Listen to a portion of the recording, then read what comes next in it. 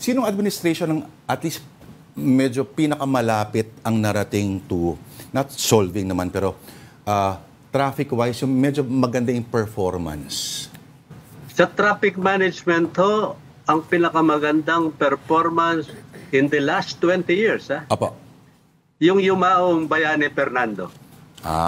Panahon. Yan po ang pinakamalapit na masasabi mong traffic char or May walang emergency, bira ng bira. May mga kamalian din po siya. Apo. Ako nag-disagree sa kanya, medyo nasuya ho sa akin. Doon sa pag-disagree ko sa kanya ng changing the traffic signals with U-turn. Believe siya sa U-turn, engineer. Diba? Believe siya. Opo. Yung logic niya medyo mechanical engineer hindi ho dalawang engineer naman. Interesting. Kanya-kanya. Ako sir, isang last na tanong lang. Doon po sa sinabi niyo magagandang nakita niyo from Sir Bayani Fernando. Ano po sa mga pina-implement niya, yung nakikita niyo pa din po ngayon o kaya yung mga natigil na dapat na-i-implement natin ngayon? Pinakasimple, yung mga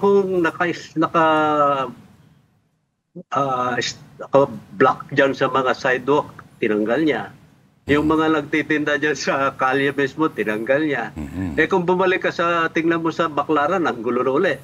Diyan sa may Balintawak, gano'n na naman. Mga simple. Tapos yung kanyang road clearing, very, very good. Ang isa pang na dapat na tinuloy natin, yung tulad ng ginawa ni Isko Moreno ng the first 3 months niya sa Manila, yung road clearing operation. Sa Divisoria. Yung road clearing clearing the existing roads ng kanilang mga illegal parking, mga gano'n, no? Tapos pagka may problema na nag-aksidente, alam po, nandun agad sa eksena si BF yung ating mga kondito, minsan may maaksidente, napapanood ko yung mga enforcer, nagkukwentuhan kung paano, lalo instead na i-manage yung sumikip na traffic, nagkukwentuhan na usyoso kung paano nangyari itong sa aksidente.